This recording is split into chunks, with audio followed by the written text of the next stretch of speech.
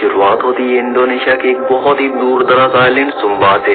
यहाँ पर कोई आबादी नहीं है, दूर दूर तक सिर्फ सूखी जमीन और पहाड़ है। इस वीराने में हमें एक लकड़ी का घर बना हुआ दिखाई देता है। दरअसल ये घर मर्लिना का है। मर्लिना जब अपने घर के आंगन में बैठी होती है तभी उसे एक मोटरसाइकिल की आवाज आती है। एक आदमी मोटरसाइकिल पर आता है और मर्लिना के घर के सामने रुकता है। इस आदमी का नाम मार्कस होता है। मार्कस अपनी मोटरसाइकिल स्टैंड पर लगाता है। वो दिखने में एक गुंडा लग रहा होता है। उसके गले में एक लंबा सा म्यूजिकल इंस्ट्रूमेंट लटका होता है और उसकी कमर पर एक बड़ी सी लंबी तलवार बंधी हुई है। मार्कस बिना दरवाजा खटकाए दरवाजे पर खड़ा हो जाता है। वो मर्लिना की इजाजत के बगैर ही घर के अंदर आ जाता है। मर्लिना उसके पीछे पीछे अंदर आती है। मार्कस घर के अंदर चारों तरफ देखता है। तब मार्कस की नजर कमरे के कोने में पड़ती है जहाँ एक आदमी कंबल में लिपटा हुआ कुर्सी पर बैठा होता है। मार्कस उसके करीब जाता है और पूछता है कि ये कौन है। मर्लिना कहती है कि ये मेरा हस्बैंड है। मार्कस उसे गौर से देखता है और वो समझ जाता है कि वो जिंदा नहीं है, वो अब एक लाश है। दरअसल इंडोनेशिया के कुछ हिस्सों में एक पुराना ट्रेडिशन है कि जब भी कोई मर जाता है तो लोग उसे जल्दी दफनाते नहीं है। वो लाश को मम्मी की तरह करके अच्छे कपड़े पहनाकर घर में ही रखते हैं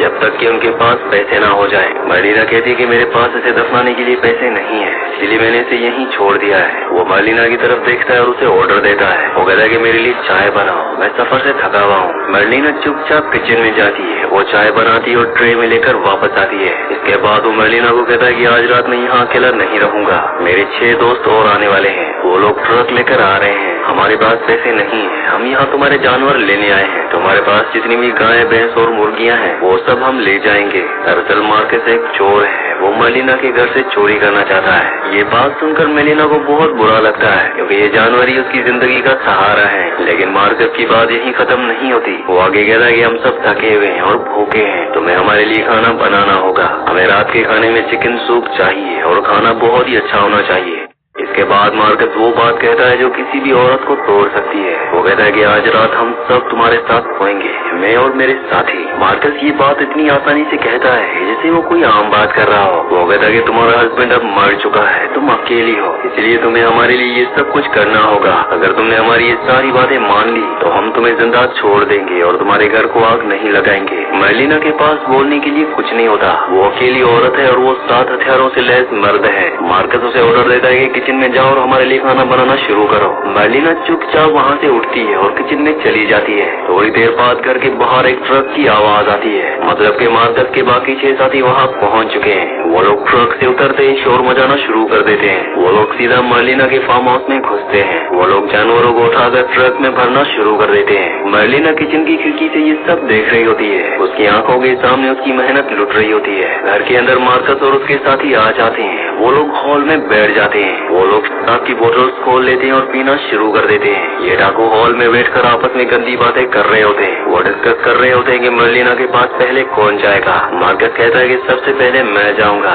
मर्लिना की नजर किचन के कोने में रखे कुछ जंगली बेरीज पर पड़ती है। ये बेरीज दिखने में आम लगती हैं, लेकिन ये बेहद जहरीली होती हैं। मर्लिना उन बेरीज को उठाती है और उन्हें कूटना शुरू करती है। वो उन्हें तब तक कूटती है जब तक वो पेस्ट न बन जाए। जिसके बाद वो उनको टीवी बेरीज को उबलते हुए चिकन सूप में डाल देती है। इसी दौरान दरवाजे पर आहट होती है। लुटेरों में से एक आदमी जिसका नाम फ्रेंड्स है वो किचन में आता है। फ्रेंड्स मर्लिना को सूप बनाते हुए देखता है। वो मर्लिना के करीब आता है और कहता है खुशबू बहुत अच्छी आ रही है, मुझे भूख लगी है, मुझे टेस्ट करने के लिए थोड़ा सूप दो। मर्लिना का दिल तेजी से धड़कने लगता है। अगर फ्रेंड्स ने अभी ये सूप पी लिया और वो यहीं मर गया तो बाकी सभी लोग अलर्ट हो जाएंगे और मर्लिना का प्लान फेल हो जाएगा। फ्रेंड्स कटोरे की तरफ हाथ बढ़ाता है। तभी बाहर हॉल से मार्कस फ्रेंड्स को जोर से आवाज लगाता है। वो कहता है जाओ बाहर ट्रक को चेक करो। तब फ्रेंड्स सूप पिए बिना ही वहाँ से चला जाता है। उसके जाने के बाद मर्लिना चैन की सांस लेती है। फ्रेंड्स बाहर चला गया है, यानी अब घर में खाने के वक्त मार्कस समेत सिर्फ 5 लोग मौजूद हैं। सूप अब तैयार हो जाता है। मर्लिना ट्रे में कटोरियां रखती है और सूप परोसती है।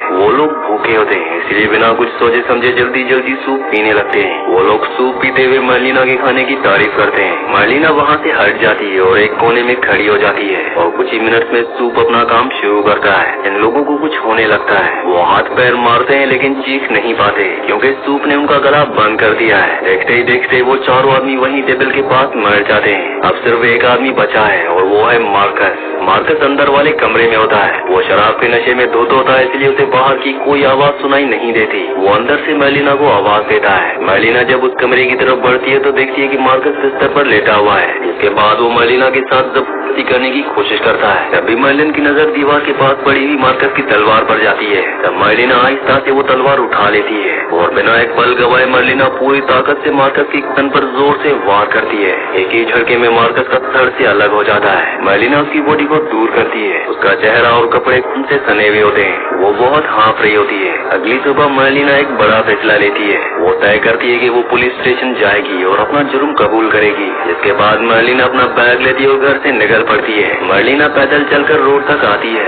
धूप बहुत ज्यादा तेज होती है और रास्ता बहुत ही सुनसान होता है। वो एक बस स्टॉप पर आकर रुकती है। वहाँ पर पहले से एक लड़की बैठी होती है। इस लड़की का नाम नोवी है। नोवी 10 महीने की प्रेग्नेंट है। दरअसल उसे 10 महीने हो चुके हैं, लेकिन अभी भी उसका बच्चा पैदा नहीं हो रहा। नोवी मर्लिना को देखकर बातें करने लगती है। नोवी बताती है कि वो अपने हस्बैंड को ढूंढने जा रही है। वो कहती है कि मेरा हस्बैंड मुझे छोड़कर चला गया क्योंकि उसे लगता है कि ये बच्चा उसका नहीं है, क्योंकि डॉक्टर ने कहा था कि बच्चा उल्टा है। यहाँ के लोग मानते हैं कि अगर बच्चा उल्टा हो तो उसका मतलब ये है कि औरत का किसी और के साथ कनेक्शन है। अब काफी देर इंतजार करने के बाद भी बस नहीं आती। तब वहाँ एक ट्रक आता है। मर्लिना और नोवी उस ट्रक को हाथ देती है। तब ट्रक ड्राइवर उन्हें लिफ्ट दे देता है। ट्रक में पहले से ही कुछ लोग बैठे होते हैं। उस ट्रक में एक औरत है जो अपने साथ घोड़े लेकर जा रही होती है। मर्लिना और नोवी ट्रक के पीछे बैठ जाते हैं। मर्लिना ने वो पोटली अपनी गोद में पकड़ कर रखी होती है। तब की नजर उस पोटली पर पड़ती है। वो पूछती है कि इसमें क्या है, कुछ खाने के लिए है तो बताओ, लेकिन मर्लिना उसे मना कर देती है। नोवी उससे बार बार पूछती है और आखिरकार मर्लिना ठंडे लहजे में कहती है इसमें चोर का सर है। ये सुनते ही ट्रक में सन्नाटा छा जाता है। तब वो घोड़े वाली औरत जोर से चीख पड़ती है। ट्रक ड्राइवर घबराकर ब्रेक लगाता है और ट्रक रोक देता है। वो पीछे आता है और मर्लिना को उतरने के लिए कहता है। वो कहता है कि हम किसी खूनी को अपने साथ नहीं ले जाएंगे, तुम गाड़ी से नीचे उतर जाओ। तब मर्लिना अपनी तलवार निकालती है और ड्राइवर की गर्दन पर रख देती है। मर्लिना की आंखों में कोई डर नहीं होता। वो कहती है कि गाड़ी चलाओ, मुझे पुलिस स्टेशन जाना है। ड्राइवर बहुत ज्यादा घबरा जाता है, इसलिए वो मजबूरी में गाड़ी की सीट पर बैठता है और गाड़ी चलाना शुरू करता है। अब रास्ते में नोवी को वॉशरूम जाना होता है। तब ड्राइवर गाड़ी रोकता है। जिसके बाद नोवी और मर्लिना नीचे उतरती है। जहाँ मर्लिना खड़ी होती है वहाँ उसे अचानक मार्कस दिखाई देता है। वो बिना असर के वही इंस्ट्रूमेंट बजा रहा होता है। तब मर्लिना उसे इग्नोर करके वापस ट्रक में बैठ जाती है। दूसरी तरफ कहानी वापस मर्लिना के घर पर जाती है, जहाँ फ्रेंड्स जो कल रात सूप किए बिना यहाँ से चला गया था वो वापस मर्लिना के घर आता है। वो देखता है कि डाइनिंग टेबल के पास उसके 4 साथी मरे पड़े हैं। ये देखकर फ्रेंड्स को बहुत गुस्सा आता है। वो गुस्से और दुख में चीखता है। इसके बाद वो मार्कस के कमरे की तरफ जाता है। वहाँ बिस्तर पर उसे मार्कस की लाश मिलती है। फ्रेंड्स समझ जाता है कि ये सब मर्लिना का ही काम है। वो गुस्से में पागल हो जाता है। वो वहाँ पड़ी लाशों को देखता है और कसम खाता है कि वो मर्लिना को ढूंढ के ही रहेगा। दूसरी तरफ मर्लिना और नोवी शहर पहुँच जाते हैं। मर्लिना ट्रक से उतरकर सीधा पुलिस स्टेशन जाती है और नोवी अपने हस्बैंड को ढूंढने चली जाती है। मर्लिना जब पुलिस स्टेशन के अंदर जाती है तो वहाँ का नजारा देखकर उसे लगता है कि पुलिस वालों को किसी चीज की परवाह नहीं है। मर्लिना एक ऑफिसर के डेस्क पर जाती है और वो पोटली टेबल पर रखकर उसे खोल देती है। ये देखकर पुलिस वाले हैरान होकर खड़े हो जाते हैं। ऑफिसर पूछता है कि ये क्या है, जिसके बाद मर्लिना उन्हें पूरी कहानी बताती है। वो कहती है कि इस आदमी ने अपने साथियों के साथ मेरे घर पर हमला किया। इन्होंने मेरे जानवर चुराए और मेरे साथ जबरदस्ती करने की कोशिश की। मैंने अपनी जान बचाने के लिए इसका ये हाल कर दिया। ऑफिसर रिपोर्ट लिखना शुरू करता है, लेकिन वो मर्लिना से अजीब और गंदे सवाल पूछता है। वो पूछता है कि जब वो तुम्हारे साथ जबरदस्ती कर रहा था तो क्या तुम्हें मजा आया? ये सुनकर मर्लिना को अंदर से बहुत गुस्सा आता है, लेकिन वो शांत रहती है। वो उनसे पूछती है कि आप लोग इन्वेस्टिगेशन के लिए मेरे घर कब चलेंगे? ऑफिसर उसे कहता है कि हम अभी नहीं जा सकते। मर्लिना पूछती है कि क्यों? ऑफिसर जवाब देता है कि क्राइम सीन पर जाने के लिए गाड़ी चाहिए। हमारे पास गाड़ी में पेट्रोल डलवाने के पैसे नहीं है। हमें सरकार ने अभी फंड्स नहीं भेजे हैं। तुम घर जाओ, जब फंड्स आएंगे जिसमें 1 महीना भी लग सकता है तब हम तुम्हारे घर आ जाएंगे। मर्लिना को एहसास होता है कि यहाँ इंसाफ मांगना बेकार है। ये सिस्टम पूरी तरह से सड़ चुका है। वो ऑफिसर से कहती है कि ठीक है। वो उस पोटली को वहीं पर छोड़ देती है और पुलिस स्टेशन से बाहर निकल आती है। बाहर एक ढाबे पर उसे नोवी मिलती है। नोवी बहुत रो रही होती है। नोवी बताती है कि मेरा हस्बैंड मुझे मिल गया था, लेकिन उसने मुझे अपनाने से मना कर दिया। उसने कहा कि ये बच्चा मनहूस है और उसका नहीं है। नोवी पूरी तरह से टूट चुकी है। मर्लिना उसे हौसला देती है। तभी वहाँ फ्रेंड्स पहुँच जाता है। फ्रेंड्स ने ट्रक ड्राइवर को धमका कर पता लगा लिया था कि वो लोग कहाँ गए हैं। फ्रेंड्स ढाबे पर आता है और नोवी को पकड़ लेता है। वो नोवी के गले पर चाकू रख देता है। फ्रेंड्स मर्लिना से चिल्लाकर कहता है कि मार्कस का सर वापस करो। अगर तुमने सर वापस नहीं किया तो मैं इस लड़की को मार दूंगा। मर्लिना वहाँ से चुपके से निकल जाती है। तब फ्रेंड्स नोवी को जबरदस्ती में बैठाता है और वापस मर्लिना की घर की तरफ ले जाता है। रास्ते में फ्रेंड्स नोवी को धमकाता है कि अगर मर्लिना नहीं आई तो वो उसे मार देगा। अब इसके बाद हमें मर्लिना को दिखाया जाता है जो अपने घर की तरफ वापस जा रही होती है। वो एक घोड़ा लेती है और तेज रफ्तारी से घर की तरफ निकल पड़ती है, लेकिन इस बार वो खाली हाथ नहीं जा रही होती। उसने पुलिस स्टेशन के बाहर से मार्कस का सर वापस ले लिया था। शाम को फ्रेंड्स नोवी को लेकर मर्लिना के घर पहुँचता है। घर की हालत अभी भी बिल्कुल वैसी होती है।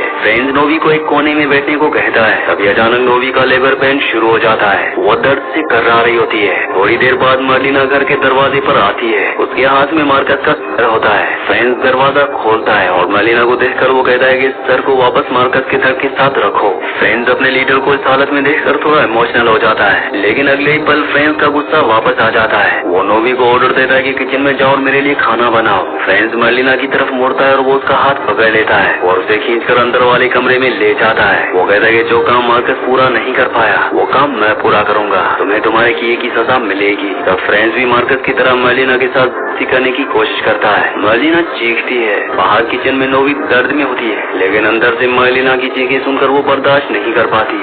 तब नोवी की नजर वहाँ पड़ी एक मैचेट पर पड़ती है। नोवी एक गहरी सांस लेती है और वो तलवार उठा लेती है। उसकी आंखों में अब कोई डर नहीं है। वो दौड़ते हुए कमरे के दरवाजे पर आती है, लेकिन दरवाजा अंदर से लॉक होता है। नोवी पूरी ताकत से अपनी बॉडी को दरवाजे पर मारती है, जैसे दरवाजा टूट जाता है और नोवी बिना सोचे समझे तलवार हवा में घुमाती है और पूरी ताकत से फ्रेंड्स की गर्दन पर वार करती है और एक ही झटके में फ्रेंड्स सर भी धड़ से अलग हो जाता है। मर्लिना फ्रेंड्स की लाश को धक्का देती है और खुद को वहाँ से आजाद करती है।